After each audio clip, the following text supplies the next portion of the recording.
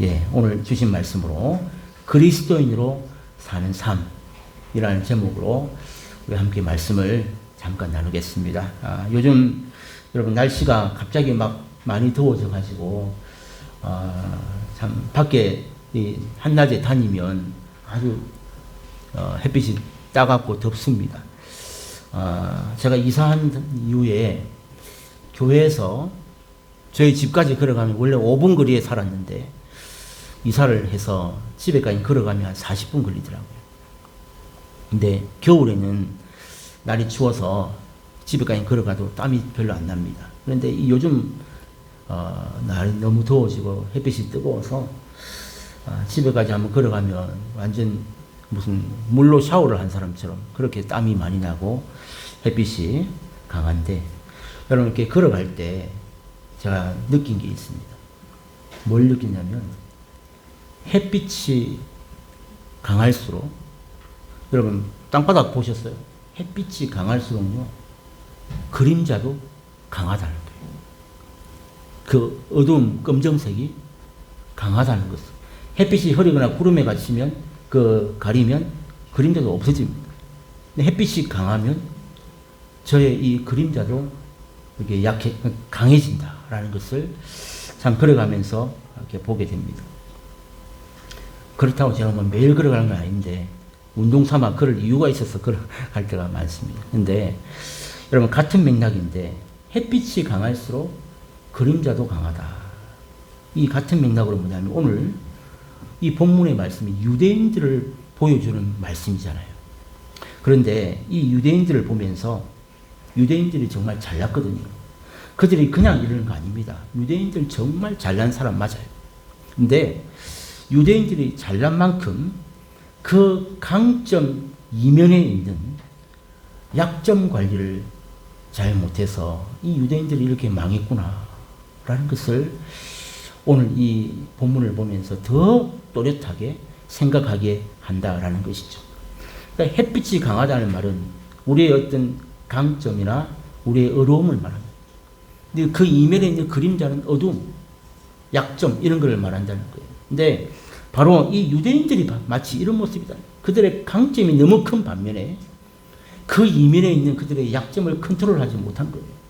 그래서 이런 케이스가 되었구나 이런 생각을 해보는데 이런 말이 이제 오늘 본문 우리가 17절부터 읽었잖아요. 여러분 17절 말씀을 한번 보세요. 이 말씀 속에 담겨있는 지금 유대인들의 강점이 아주 정확하게 나와 있습니다. 뭐라고 되어 있습니까? 율법을 의지하고 하나님을 자랑한다. 이게 유대인들입니다. 여러분 그들이 그냥 이렇게 자랑하는 게 아니라 정말로 이 유대인들은 율법을 의지하고 하나님을 자랑하는 여러분 누가 자기의 삶을 나는 율법을 의지하고 하나님을 자랑하노라 이렇게 누가 뜻하게 이렇게 말할 수 있는 사람이 얼마나 되겠습니까? 근데 유대인들은 자기들이 직접 진짜로 나는 율법을 의지하며 하나님을 자랑하며 막 그 18절에도 또 나와요. 이게 자기들이 얼마나 이런 강점을 가진 자인지 이렇게 누가 이렇게 당당하게 여러분 자랑하며 살 수 있겠습니까? 쉽지 않습니다. 근데 이건 분명히 유대인들의 장점이 분명해요. 율법을 의지하고 하나님을 자랑하며 살아가는 이 모습 분명히 자랑합니다. 그리고 여러분 저는 이것을 어떻게 생각하느냐. 이 자기의 삶에 대해서 이런 자부심을 갖고 있는 거 저는 나쁘지 않다고 생각합니다. 하나님에 대하여 자랑하고 율법을 의지하며 사는 삶 이렇게 이런 자부심을 갖고 사는 삶 이게 뭐가 나빠요? 저는 이게 나쁘지 않다고 생각합니다. 여러분 그런데 문제가 뭐냐. 아까 제가 말했듯이 이런 강점이 있는 반면에 그 이면에 있는 약점이 없는 사람이 어디 있냔 말이에요. 그런데 여러분 오늘 이 본문에서 이런 사람들이었지만 그들의 문제는 무엇이라고 이야기하고 있습니까? 여러분 이런 율법을 의지하고 하나님을 자랑하는 이런 귀한 모습을 가진 자들이었지만 문제는 그들의 그 귀한 자부심이 말이죠. 그들이 가지고 있는 이 강점이 말이죠. 그들이 오히려 하나님 앞에 회개하고 돌아가는 일에 오히려 더 큰 부작용, 즉 그림자였다.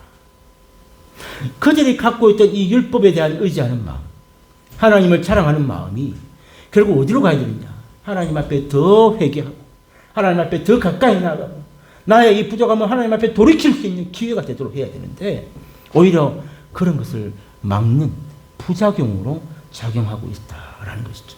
여러분, 그 부작용이 어떤 모습이냐? 오늘 본문에 적나라하게 나옵니다.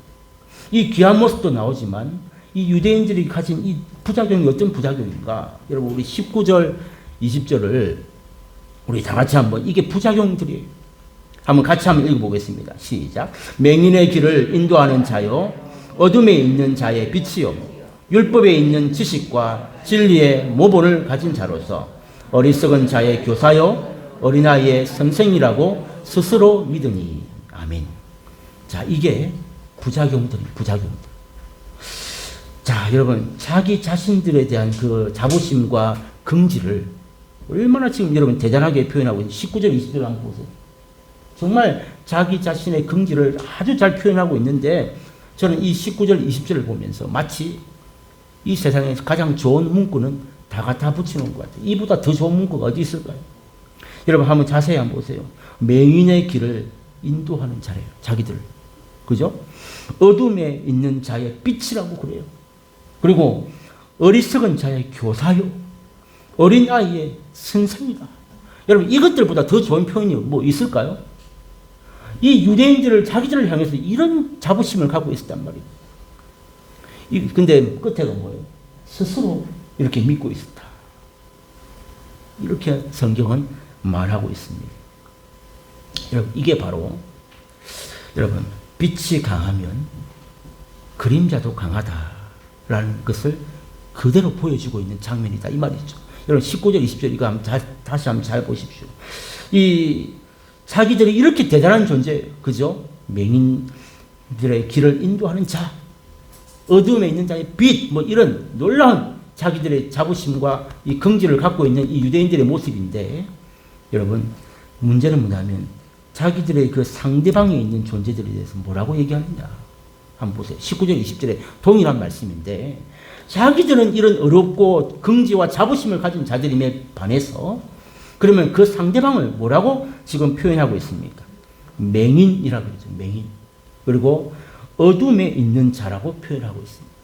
그리고 어리석은 자, 어린 아이, 이렇게 상대방에 대하여서 자기들은 이렇게 어렵고 율법을 의지하고 하나님을 자랑하고 부족함이 없는 이런 자부심이 있는 민족인데, 그 반대편에 서 있는 자들은 이렇게 맹인들이고 어둠에 있는 자들이고 어리석은 자들이고 어린아이다. 이렇게 상대방을 폄하하고 무시하는 이런 태도를 보여주고 있다. 여러분, 처음부터 끝까지 유대인들의 태도가 이런 태도입니다. 예수님은 이 태도를 가장 미워하신 거예요. 그래서 이것이 바로 그들이 가진 치명적인 약점이고 그림자였다라는 것을 오늘 이 본문을 통해서 이렇게 밝히고 있는 오늘 바울의 모습인 것이죠. 여러분, 이게 어떤 이야기냐면, 제가 예를 들면 이런 이야기입니다. 제가 예전에 어떤 목사님이 설교하시는 거 들으면서 우스갯소리로 하신 그 예화를 이렇게 기억한 적이 있는데, 제가 좀 각색을 했습니다. 뭐 대충 기억나는데 이런 골자예요. 어떤 이야기냐면, 요즘은 우리 교회는 없는데 한국 교회에서 이제 보통 금요 기도회를 하는 교회들 많잖아요. 예, 금요 기도회라고 하기 전에 예전에는 뭐라고 했냐면 금요 철야라고 했습니다. 금요 철야 기도회 아마 이 자리에 그 참석해 보신 분도 있을 거예요. 옛날에는 어떻게 했냐면 진짜 밤을 새워서 기도했거든요.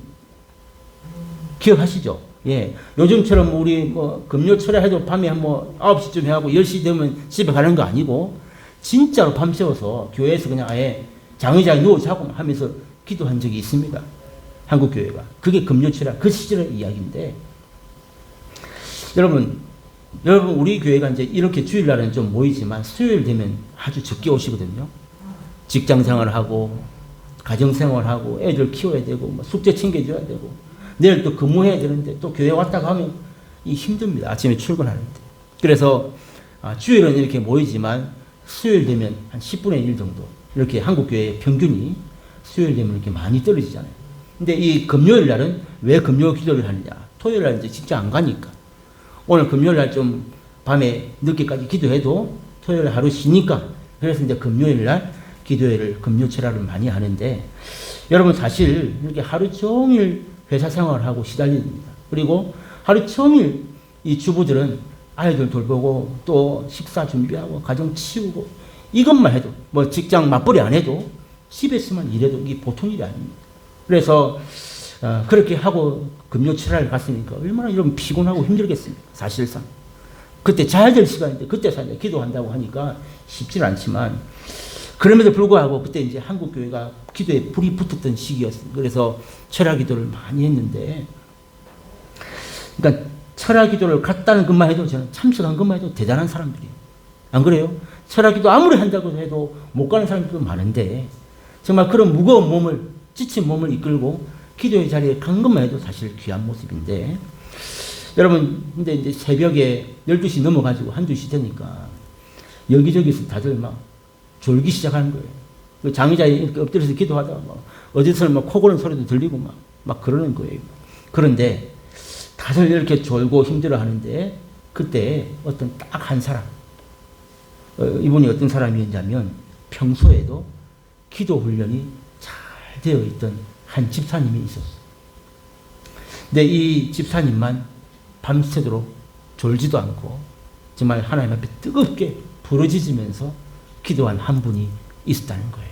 근데 자기가 이렇게 계속 부르짖으면서 철야 때 막 기도하는데 한참을 기도하다 보니까 아니 자기 소리 말고는 아무도 안 들리는 것 같은 거예요. 눈을 뜨고 한번 옆을 다 봤더니 진짜 전부 다 엎드려서 자고 있고 막 코 골고 있고 난리도 아닌 거예요. 결정적으로 이 집사님이 뭘 봤냐면 자기랑 같이 차를 타고 갔던 그 장로님하고 옆에 한 칸 옆에 자리에 앉았는데 그 장로님까지도 막 주무시고 계셨다는 거예요. 이걸 이제 그 집사님이 보게 된 거예요. 그런데 이 집사님이 그 장로님이 주무시는 그 모습을 보면서 이렇게 한심한 생각이 들어가지고 하나님 앞에 이런 기도를 드렸다는 거예요. 하나님, 우리 교회는 이게 문제입니다. 이제 이렇게 기도를 시작하는 거예요. 기도 훈련이 얼마나 안 되어 있으면 이렇게 일주일에 하루도 깨어가지고 기도를 못합니까? 하나님, 제가 보기에도 이렇게 마음이 아픈데 그리고 이렇게 한심하게 보이는데 저 장로가 졸고 있는 것 좀 보세요, 하나님. 제가 봐도 이렇게 한심하고 참 마음이 아픈데 하나님 보시기에 얼마나 답답하시겠습니까? 이 한 집사님이 이렇게 하나님 앞에 기도를 했다는 거예요. 그랬더니요, 하나님께서 이런 응답을 주셨대요. 자꾸 그렇게 불평할 거면 너도 얼른 자라. 이러시더래요. 기도 응답 주셨어요. 그렇게 불평할 거면 너 얼른 자. 자빠져 자라. 여러분, 이게 제가 들었던 옛날에 들었는데 한 이야기입니다. 여러분, 이 이야기가 주는 메시지가 너무나도 분명하지 않습니까? 이런 사람이 있습니다. 저일 수도 있습니다. 제가 그랬을 수도 있습니다. 지금 이 이야기가, 이 예화가 들려주는 메시지가 너무나도 강력한 메시지. 여러분, 이것이 바로 오늘 이 본문의 유대인을 보시는 하나님의 시각이라는 거예요. 여러분, 이것을 분명히 우리가 깨달을 필요가 있습니다.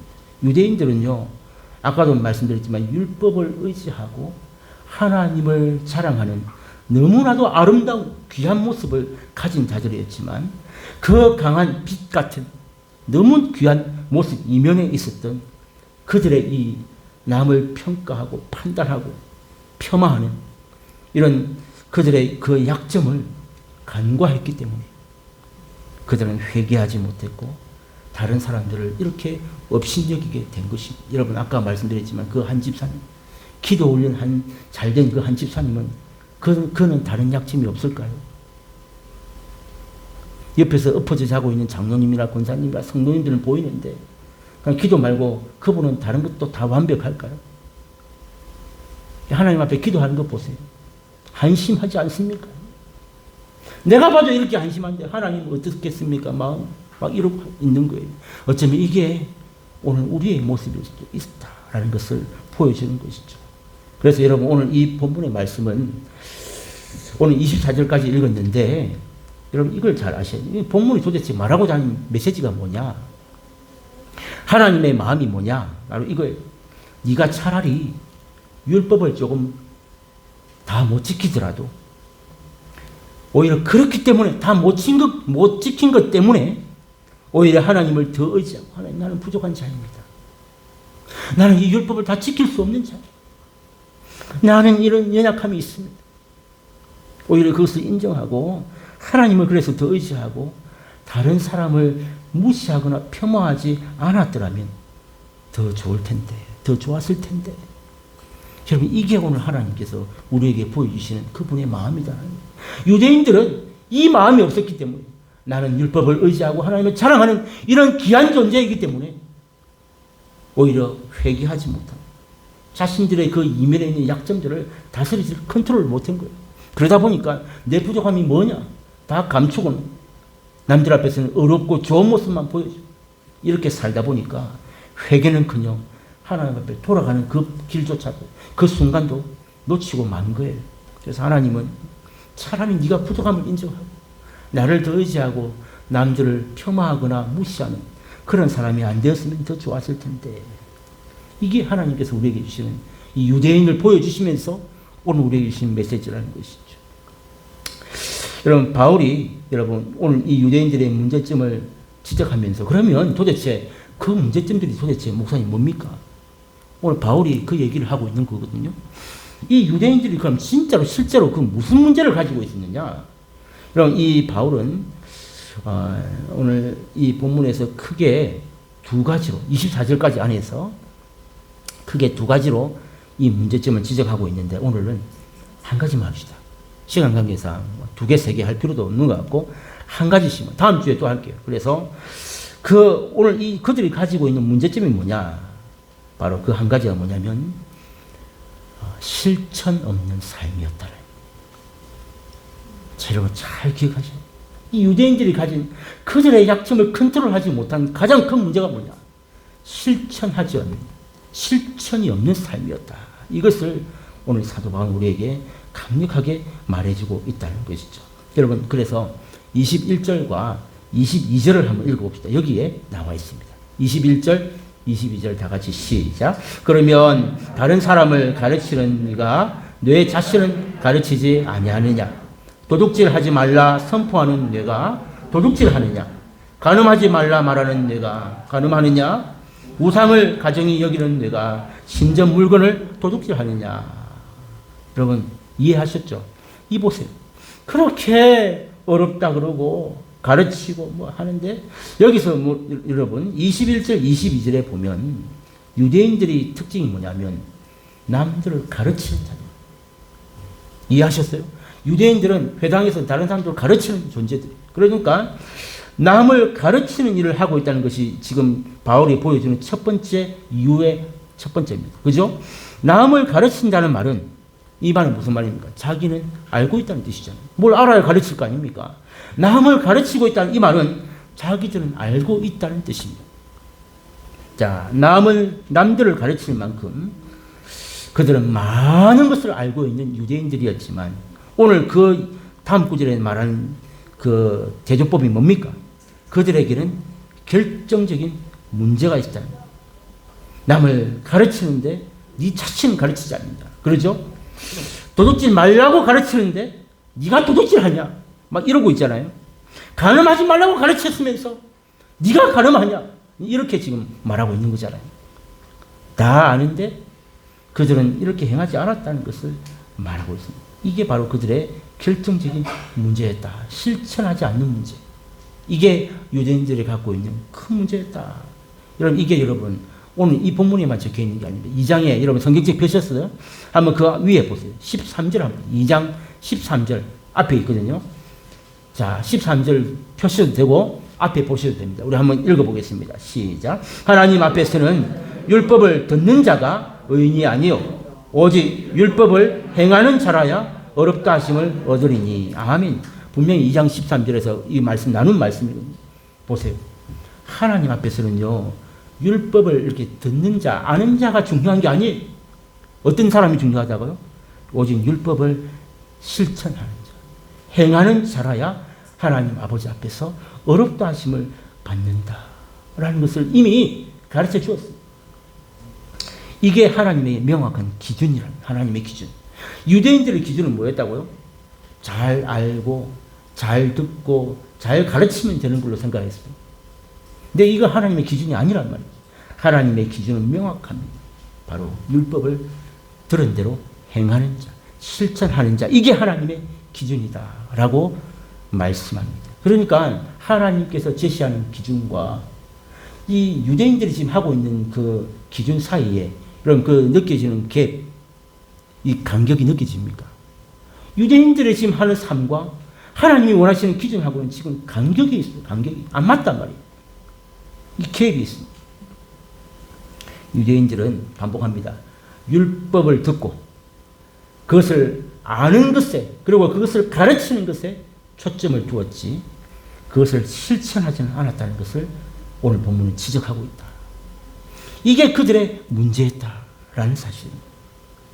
여러분 그래서 제가 예전에도 이런 말 자주 했는데 요즘 여러분 설교의 홍수 시대를 우리가 살고 있습니다.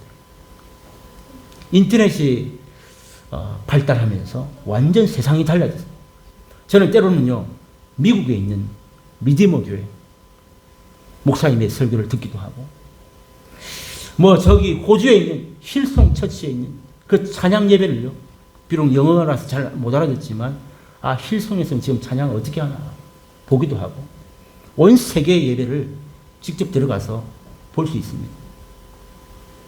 여러분 그런데요 이 우리나라는 어떻습니까? 요즘 웬만한 호산나 교회, 수영록 교회, 뭐 부전교회, 부산만 해도요. 아니 양산에 요 옆에 뭐 온누리 교회나 삼양교회나 양산교회 들어가 보세요. 다 있습니다. 인터넷 사이트가 다 있죠. 그래서 각 교회별로 막 목사님들 설교가 매주일, 부목사들 설교가 수요일, 금요일 막 쫙 나옵니다.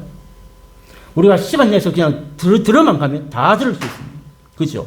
그런가 하면 이 우리 TV에서 나오는 기독교 방송 얼마나 많습니까? 우리 집에 한 5개 채널 나옵니다. 기독교 방송만.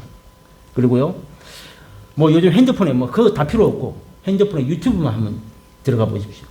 그러니까 설교라고만 한번 쳐도 막 전국의 유명한 목사님들, 조회수 많은 교회 설교 쫙 나옵니다. 모르는 분 안 계시잖아요. 다 알고 있습니다. 저는 이런 현실이요. 이게 복 중에 복이거든요. 야, 얼마나 귀한 목사님들의 설교를 지역 때문에 옛날에는 우리 부산 사람이 서울 가서 어떻게 들을 수 있어요. 그런데 저 서울 목사님을 내가 듣고 싶을 때 들을 수 있고 막 이게 얼마나 복 중에 복입니까? 축복이란 말이죠. 그런데 여러분 그 이면에 저는 두려움이 있어요. 우리 성도들이 막 유튜브 쳐다보고 그거 배운다 그러고 막 듣는다 그러고 제가 그때 뭐라 그랬어요? 유튜브 설교 듣지 마라 그랬죠. 여러분 왠 줄 아세요? 설교를 이렇게 많이 듣는 게 능사가 아니에요. 오늘 이 본문을 잘 이해하세요. 설교를 많이 듣는 게 능사가 아닙니다. 여러분 그럼 뭐 어떻게 해야 됩니까? 설교를 한 편을 듣더라도 내가 들은 그 말씀을 지키고 순종하려고 노력하는 그 태도를 하나님 기뻐하신다는 거예요. 여러분 듣는 것으로 만족하고 아 이건 내 마음에 나한테 딱 맞는 설교다. 그래서 뭐예요? 그게 끝이잖아요. 유대인들하고 뭐가 달라요? 율법을 듣고 의지하고 가르치고 그게 기쁨을 누리고 살았는데 하나님의 기준은 그게 아니란 말이에요. 뭐예요? 율법대로 행하는 자가 하나님 앞에 어렵다. 즉 그래서 여러분 제가 여러분 설교를 수십 편 들으면 그 수십 편 들은 그 말씀대로 살아야 돼요.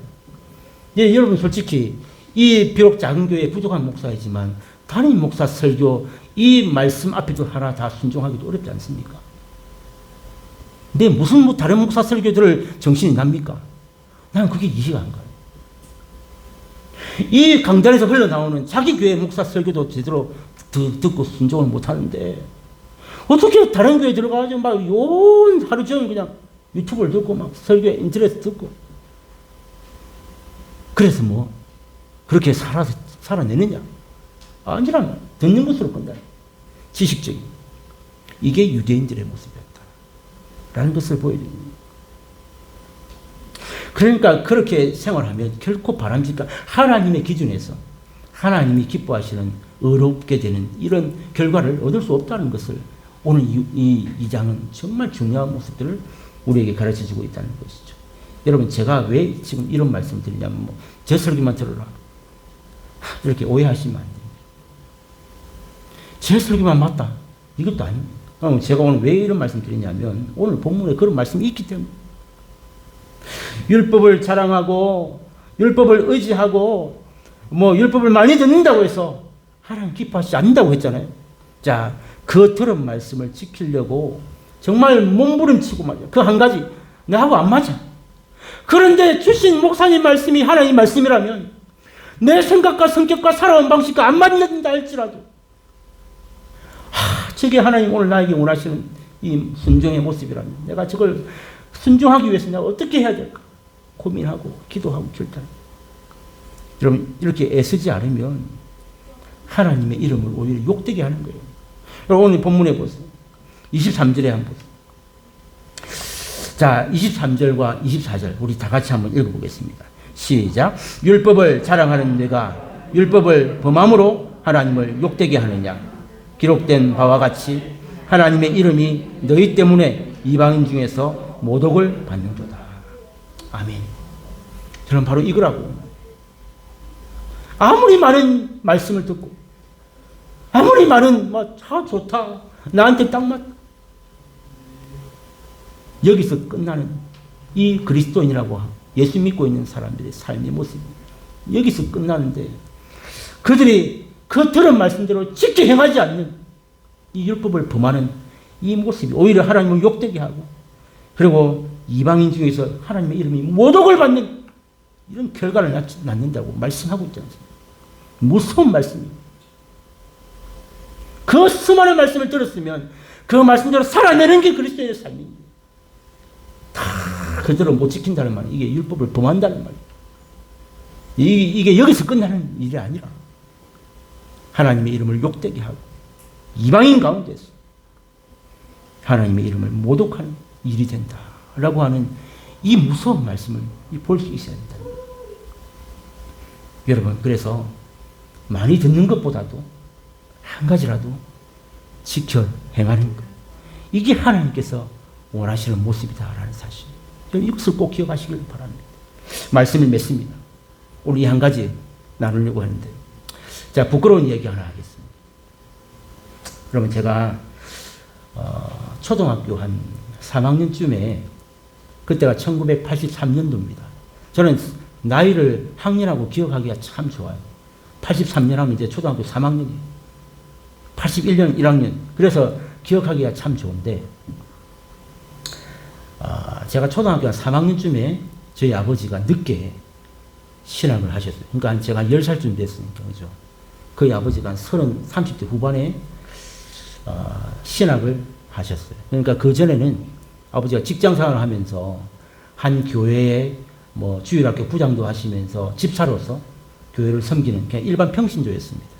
제 3학년 때 이제 늦게 아버지 신학하셨어요. 근데 이제 그 아버지 신학하기 전에 제가 그 전에 이제 일반 아버지 평신조 때 집사의 아들로 다니던 교회가 있었습니다. 부산에. 여러분, 그런데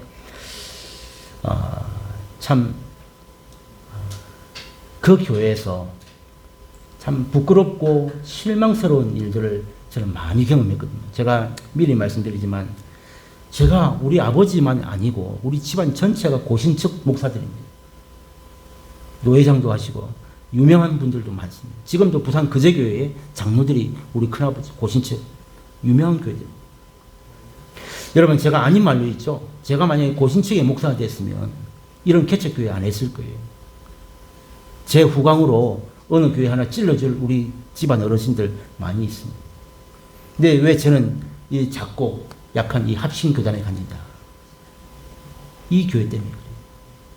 저는 이 교회에서 나는 절대로 고신척 목사가 안 된다. 이렇게 생각했던 교회거든요. 왜냐하면